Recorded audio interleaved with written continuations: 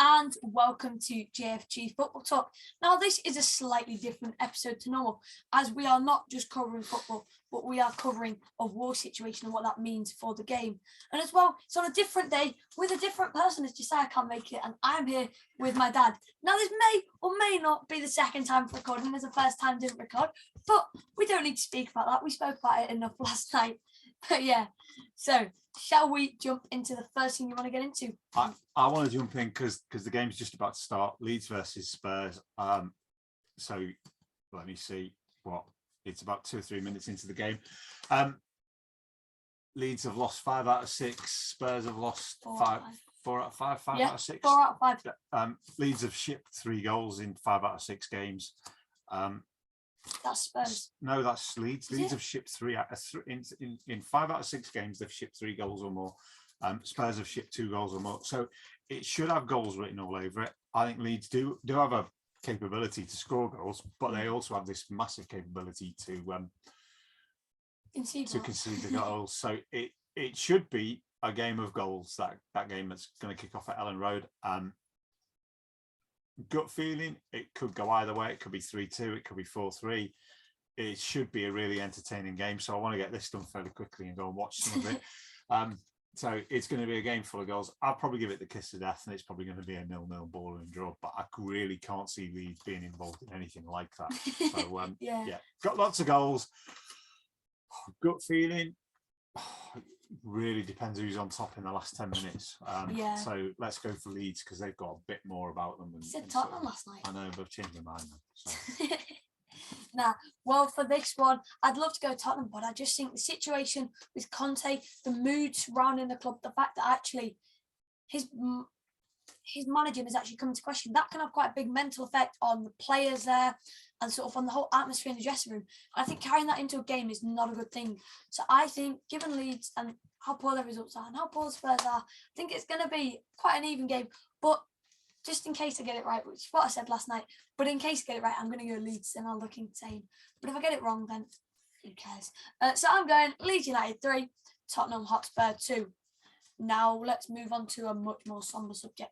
And this is discussing what impact the war, I say war, it's more of an invasion by Russia, an unprovoked invasion at that, onto Ukrainian territory. What effect this could have for football. Now there's multiple aspects of this. Do you want to fill us in on some? Yeah. First of all, when we discussed it last night, it was obvious that football was probably going to do some things and had done some things. So start with sponsorship. Gazprom look like UEFA are going to remove them from their sponsorship of the Champions League, the UEFA Cup, and their long-standing relationship with UEFA. Schalke have removed them as sponsors, so that shirt's going to look dated fairly soon. No, it's going to be. I like the shirt though. It's nice. You like the shirt, but not the sponsor. Yeah. And there's lots of reasons for that. They're not related. They're not really related to football, and they're kind of related to put pressure on them. So I don't know how long this will last. Or probably as long as anything lasts in Ukraine, which hopefully won't be very long at all. Hopefully we can resolve this. So there is that. There's the sponsorship thing. There are a few other sponsorships. Manchester United have removed Aeroflot as a sponsor there because Aeroflot have been banned from flying into the UK, and there's some question marks over our own being Everton's relationship with USM and Usmanov and all his ties there. There was a report that maybe they were listed, Usmanov's group were listed on one of the US sanctions lists, but that doesn't appear to be true. It appears to be a different company is this thing that's coming out, and first reports are he has no link to that company either.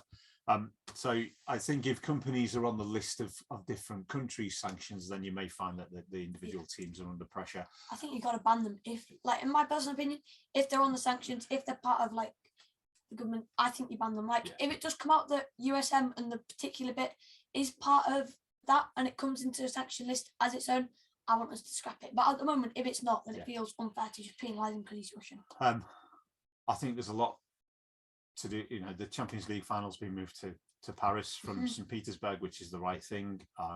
Last night we talked about Poland and and their game against Russia, and that maybe shouldn't go ahead. I have a feeling normally in this situation people say, oh, don't ban the athletes, don't ban the people, but I think in this situation we've got to remove Russian clubs and the Russian Federation from any kind of sporting involvement and send a message back to the people of Russia. This is for what your leaders are doing.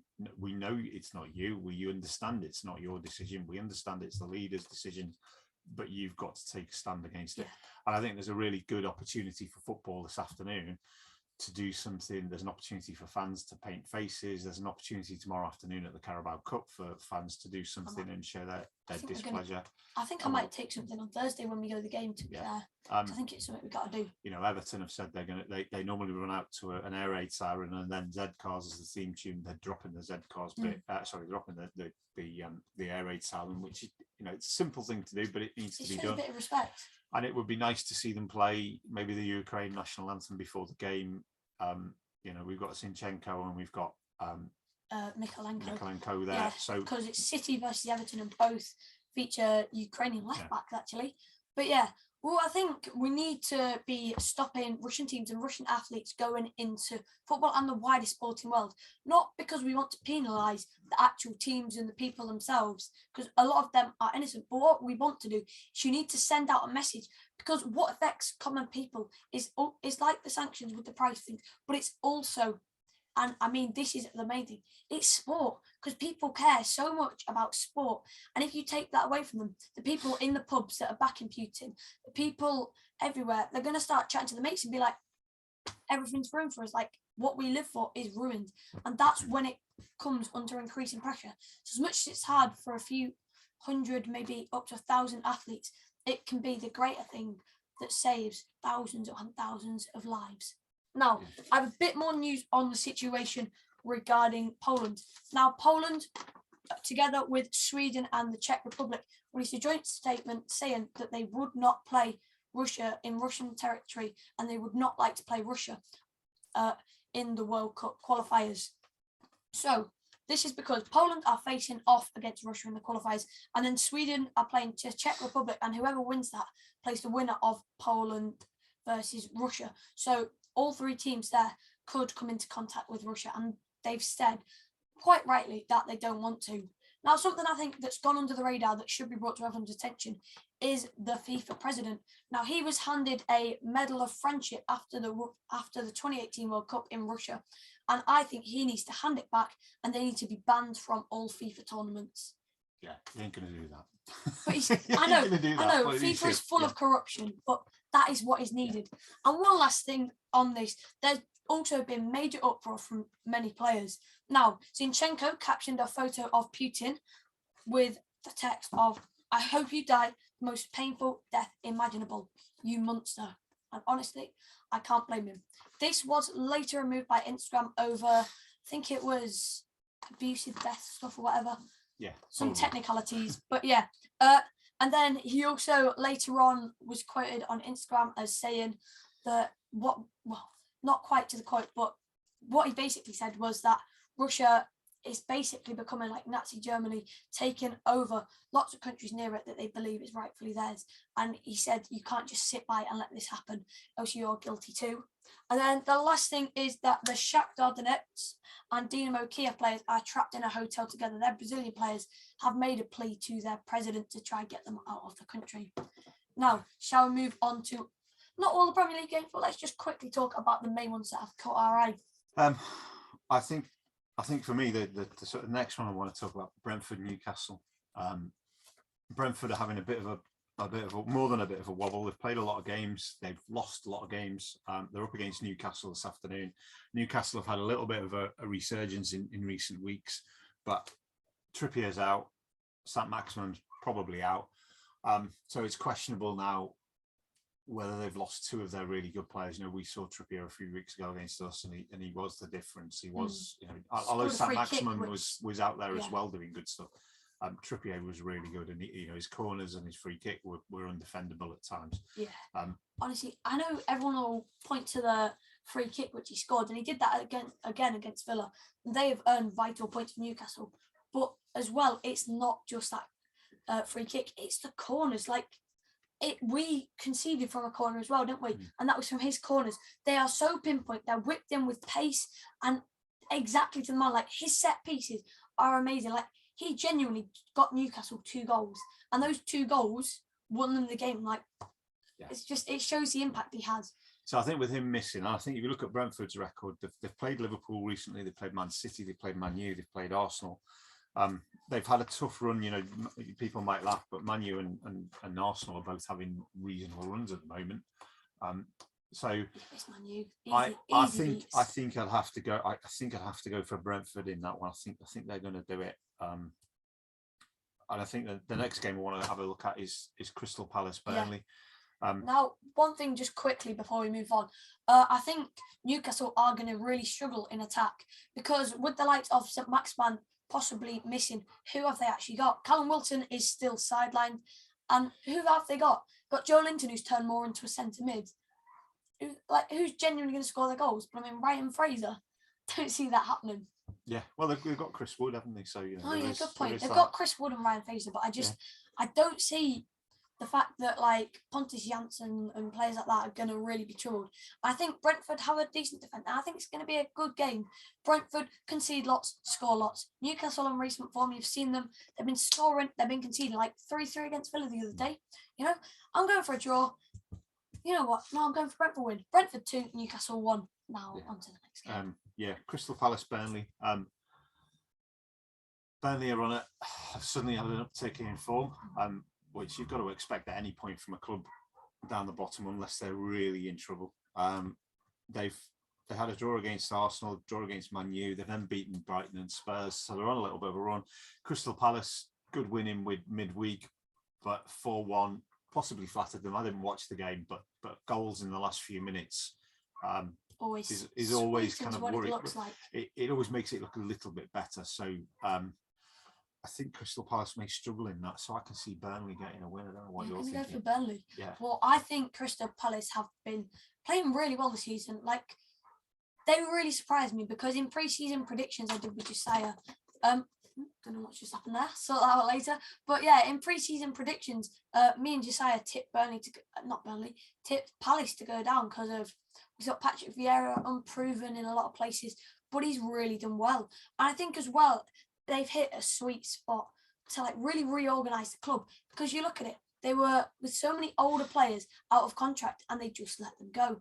They got rid of an old manager and old players. Then they got in a new, fresh, exciting young manager who invigorates a lot of life into the club. And then they sign players to suit that. You look at the likes of Mateta, they signed the likes of Eze and Elise in the last couple of seasons. And then I think it's what's his face? Gahey is a centre back.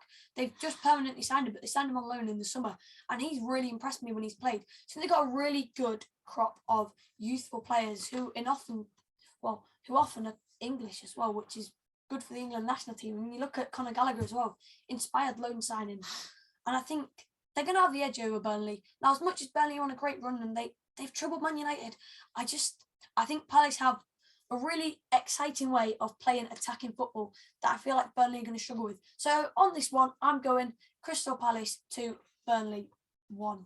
Okay, right.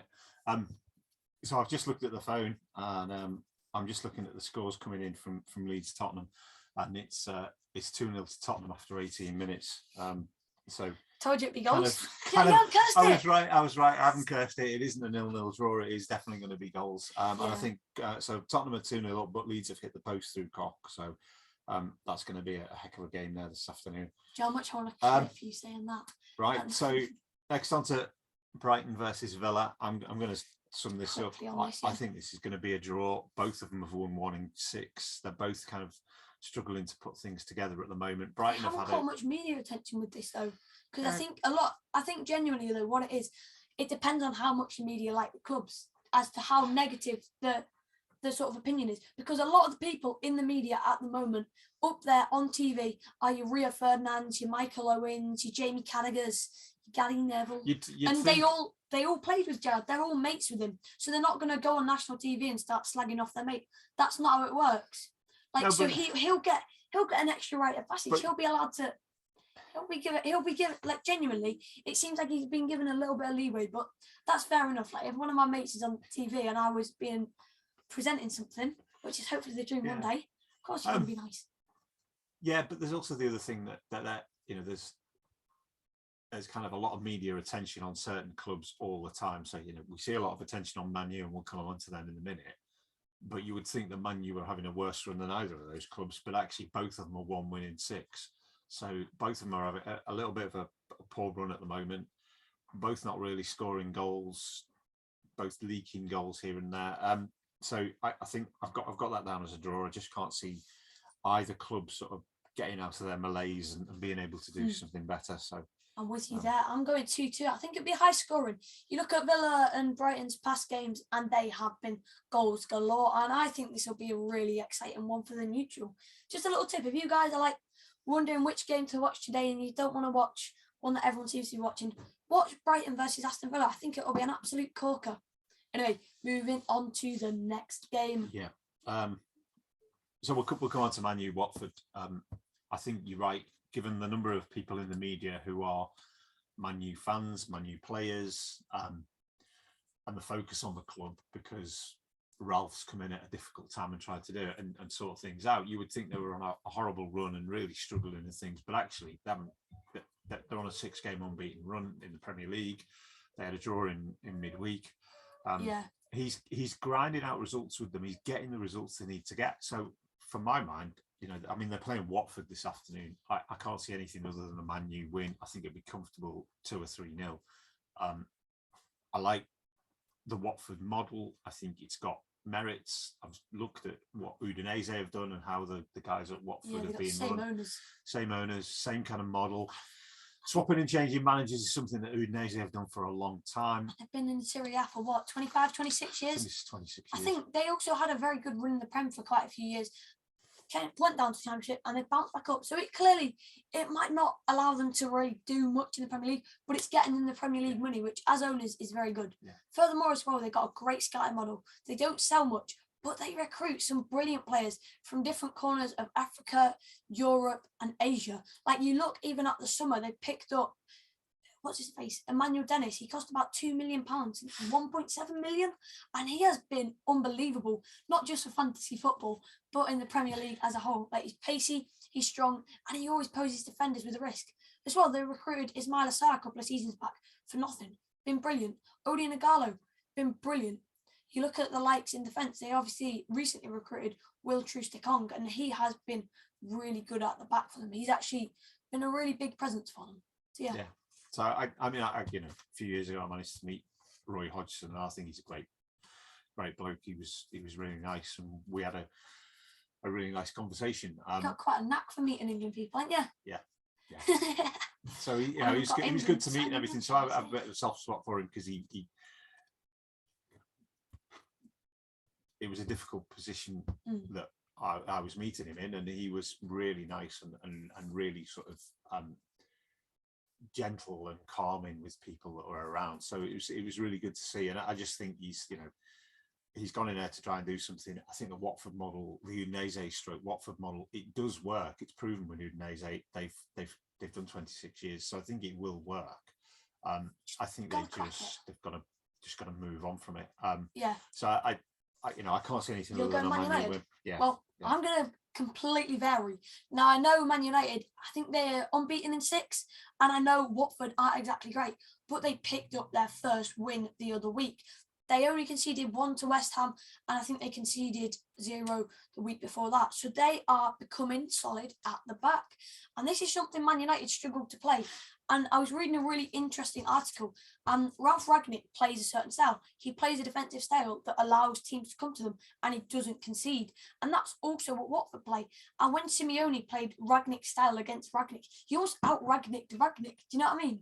Genuinely, though, with his defence. And I think Roy plays a very similar system with the way he defends. Yeah. And actually, like, in all fairness, Atletico Madrid deserved to beat United. Like, genuinely they did. And I think, given the fact that Man United don't have players always performing, I think the fact that they've also lost to Middlesbrough in recent time, I don't think Watford are too dissimilar from Middlesbrough. And I think Watford could have them, because I don't know. I want this to happen just so I can wind up Man United fans. Look, I'm not you're changing going my for the mind. obvious, you're going for the obvious, I'm going for the unobvious. So, like, if I get it wrong, I was just messing about. But if I get it right, I look like an absolute genius. So I'm going to go Watford 1, Man United 0. Okay, so we'll go to Monday night and we'll do Sunday, isn't it? Yeah, Carabao Cup. Carabao Cup. So we'll do sorry, not the Carabao Cup. West Ham versus Wolves. Now this is an exciting tie in my head. I think both teams are pushing for the top 4. Maybe Wolves more than West Ham, as West Ham really struggled to spend over January. But I do think Wolves have a decent crack, because obviously with the new manager, he came in, I think he was at Benfica for a number of years. He was doing stuff, whether it was behind the scenes as assistant manager, then moving into the main manager role. And I think he's been a real surprise. He's quite an unassuming guy. He's quite calm and he doesn't attract a lot of attention, but sometimes that's what you need. And that's been the story of the Wolves season, hasn't it? They haven't attracted too much attention, but they've just got down, knuckled down, and they've produced solid, consistent results. I think out of the last 6 games, they've won 4 and lost 2, and they were both to Arsenal. Yeah, they've only lost to Arsenal, so maybe Arsenal are their bogey team. So, and West Ham won 2, drawn 2, lost 2, being carried by Bowen and Rice, I would say, to a certain extent. To be fair, those two are so good. Like, can we just speak about Rice and Bowen? Honestly, Declan Rice has taken on a new role. I saw someone the other day comparing to Yaya Toure, and I don't think that's too wrong. And as well, when you look at the stats, he's got the most distance covered in the Premier League with a football at his feet. And normally you'd associate that with wingers. He even beat St. Maximin, and St. Maximin just hugs the ball, but Rice is with it, and he's not playing the simple pass all the time. He's running with it, he's driving with it, and he's causing people problems in the midfield. Because if you think someone's just going to play the simple pass, you can try to cut that out, you can play to that. But if you don't know whether he's going to draw past you, he's going to drop the shoulder, he's going to play a big through ball, he's going to ping it, or he's going to play the simple pass, really poses problems. And Jared Bowen, signed from the Championship, signed from Hull as the Championship top scorer a couple of years back for £20 million, and he has been sublime. He's such a David Moyes player, isn't he? Yeah, his work rate, his fight, and he gets the number of goals you'd want from a striker, and yet he's a right mid. He has just been excellent this season.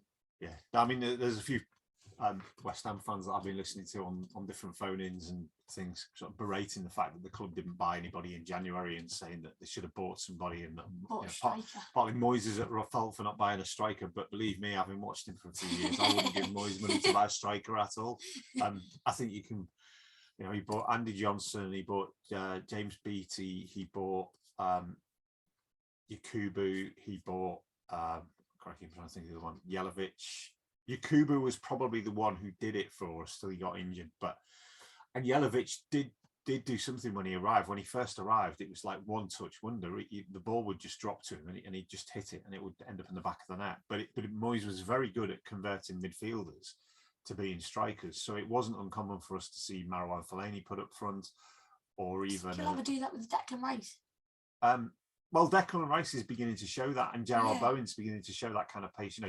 Tim Cahill was another one that we put up front and played in that position. So he wasn't adverse to playing midfielders as a striker at times, and almost a false number 9 in some respects. So I think for me, I think Wolves might sneak that one by the odd goal, because they're just on a bit of form. They're doing well, and they're not conceding either. Not conceding. You look at Jose Sarr; he's got one of the best records in the Premier League.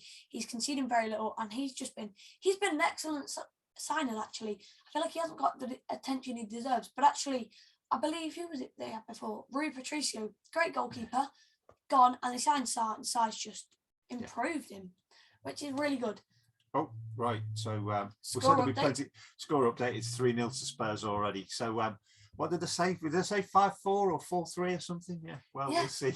But at the moment, Leeds don't appear to be able to find the goal, and Tottenham appear to be able to find it. So to be fair, they've been hitting posts and stuff. I think this might be an interesting game. Have we got any more Premier League games to talk about? Yeah, we've got one more, which is tonight, 5:30, at the Old Lady. Goodison Park. Yeah, I don't think we're winning, are we? It's against City. A night City game on the best form. Yeah, but a night game at Goodison, it will be starting to go dark. The lights will be on. A night game at Goodison is something quite special. It's a special ground to go to. We're off one on Thursday, aren't we? Yeah, yeah. That'd be a proper night game. Yeah. So that's an interesting game. That's an interesting game tonight. For us to have any chance at all, we've got to have 11 players play exactly as they're supposed to and have probably the best game of the season. And we've got to hope probably that a couple of Man City players kind of struggle through it. But I can see this happening. Can you not? I could see it happening. Genuinely, I know we're on poor form, but Everton fans have been getting behind the club since Frank Lampard's come in. We've won every game we've played at Goodison. Yes, that's only 2 games, but I'm trying to make it sound positive here, and it's hard with Everton. The fans will get behind the club. Yeah. They'll get behind the players. That's one thing that certainly the decision to get rid of Rafa has enabled the fans to do. It's a great roar at Goodison in the night games and stuff like that, and I think we might just be able to do it because you look at the players and actually they're not bad players in the slightest. If they pull off a world class, if they pull off proper good performance, I think that they have got this result. Because you look at City are looking a bit off the pace. They're dropping points here, there, and everywhere. They lost to Tottenham Hotspur, who had lost the last 4 games before they played them. I think we might just do it because everyone's been poor. But you look at the players. No, could happen. No. But if we're being realistic, City win 3-0 City. Heart says yes, head says no. You know, I think the best we can hope for is a draw, and I just don't think that's going to happen. It's not win-win, but if we lose, then at least Liverpool aren't getting any further in the league. Do you know what I mean? They're not getting any more. Liverpool aren't getting any closer to them. Yeah, that's the only positive in it is that Liverpool won't be closer to it. But for us, I think we've got to be realistic. It's going to be a hell of a performance. Got a tricky run of results coming up as well, with the likes of Leicester, Chelsea, United, all coming up. Yeah. So I think the last one we're left with is the Caraboa Cup Final tomorrow. Really interesting game. Earlier on in the season, they had a game at Anfield when Chelsea lost the player partway through the first half and ground out a 1-1 draw. Lukaku was sublime in that game, wasn't he? Yeah. He likes playing against Liverpool. Do you remember that game? What was it? 2013-14? I think where we drew 3-3 with Liverpool. I remember watching it on BT with you. Yeah. He does like those kind of games, and I think he can come alive in them. I think we've had a discussion, haven't we, that when he's physically fit, he's mentally fit. Yeah. So when he's doing both, when he's physically fit, he can make things happen. He can do things, and when he isn't physically fit, then he's back kind in of 2 struggling. secs. Carry on.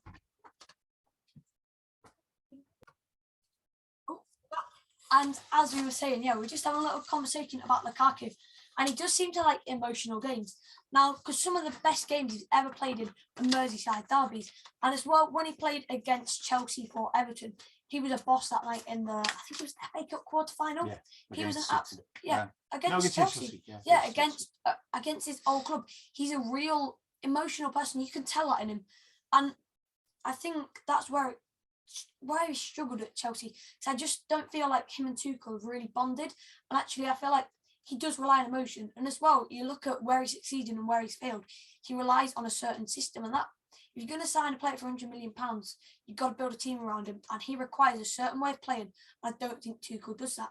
Because if you look at his past managers, he succeeded best at Everton and at Inter Milan.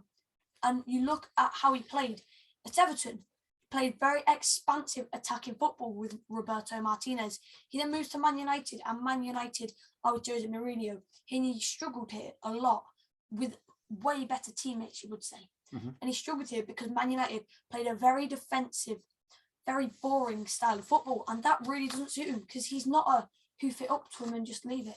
He has to have a team around him. He likes crosses in the box. He likes scrappy bits in the box. And he needs a certain system. Then you look at Inter. He had Conte with him. He had attacking football. He had wingers piling up and down the pitch. And that suited him. Then he moves to Chelsea, who play a very boring defensive type of game. And he struggles. Seems to be a pattern here. Yeah.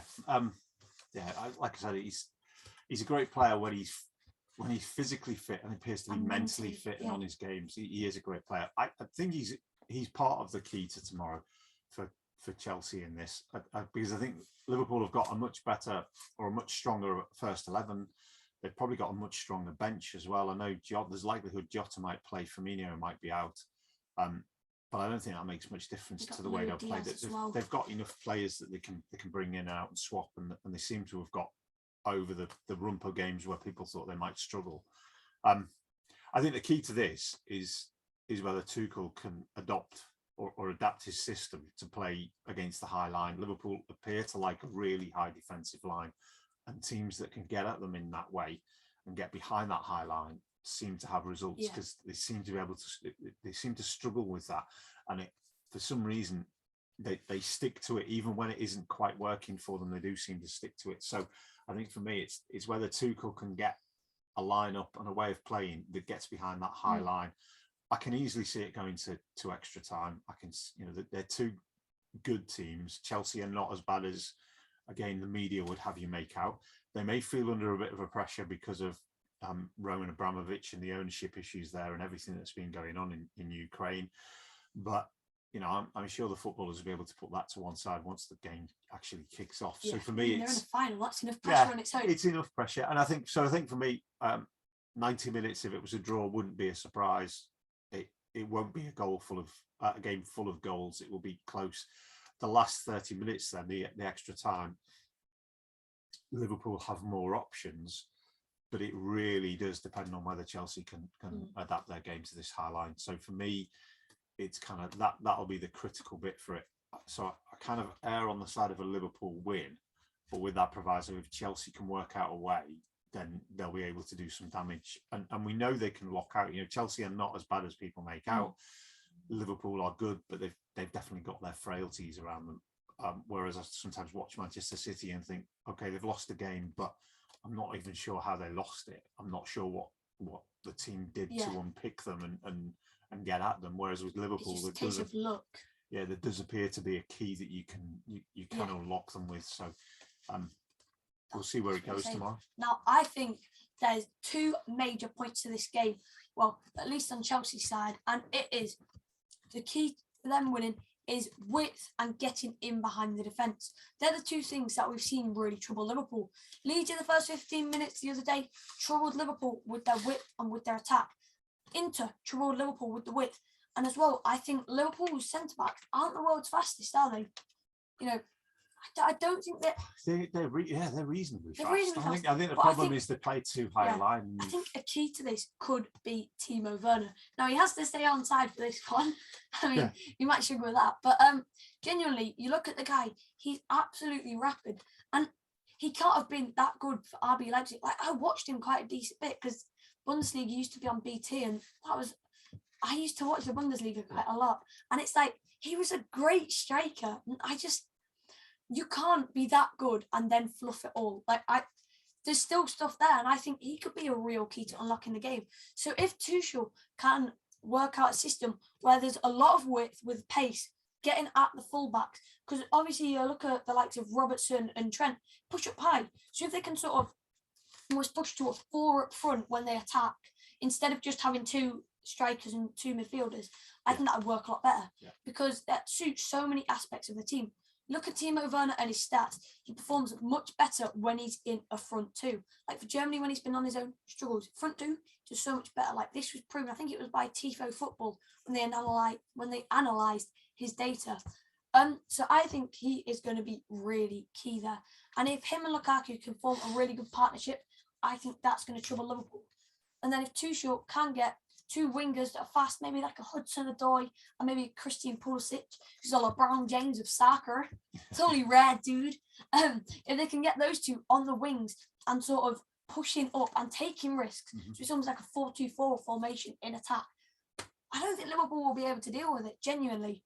I think Liverpool will probably struggle. Liverpool got enough. I think it is how Tuchel gets around that that high line that they're playing. Your point about whether you're fast or not, you as a defender, if you play slightly deeper, you're always running onto the ball, and you're always able to. You see the ball coming towards you, and you're always able to clear, and you're always more likely to be in control of the ball.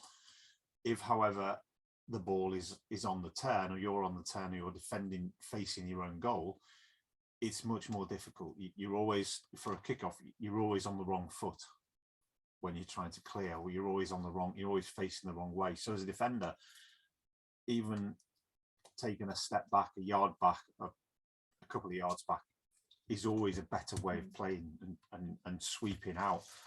So to me, it relies on where Tuchel goes. Yeah. So we'll see what happens. So score predictions on that then. It'll be a draw, I think, going into 90 minutes, 1-1, 2-2, and then extra time. It really depends on whether on whether Chelsea have got the measure of them on that. My head, Lukaku, 107th. Hear this? I'll probably be massively wrong, but hear this. Lukaku, 107th minute, he scores, then Chelsea just sit back and absorb it and win the game. I think Mason Mount might get a nice goal. Maybe edge of the box. I think I can see Mason Mount getting a goal. I like the guy. Good little all-round player. I'm not going to put predictions on who's going to get it. I just think it's might as well. It. So yeah. Hope you guys have enjoyed today's episode. Now, I know it's a little bit later for you guys, but it's okay. We'll be back to normal schedule on Monday with me and Josiah giving you our roundup of what has happened. So whether that be an update on how football has reacted to the Champions League stuff with, I think UEFA are in talks about more stuff with Gazprom and legal action. So that could change, and we will update you on that on Monday. We'll obviously talk about the Caraboa Cup final, and if there's any shock results or big results we need to talk about in the Premier League world, we will most definitely do that. So hope you guys have enjoyed the video. Make sure you like, subscribe, share to all your mates, all that good stuff. But yeah, thank you for coming on. I've really enjoyed this. Thank you. And yeah, let me end this.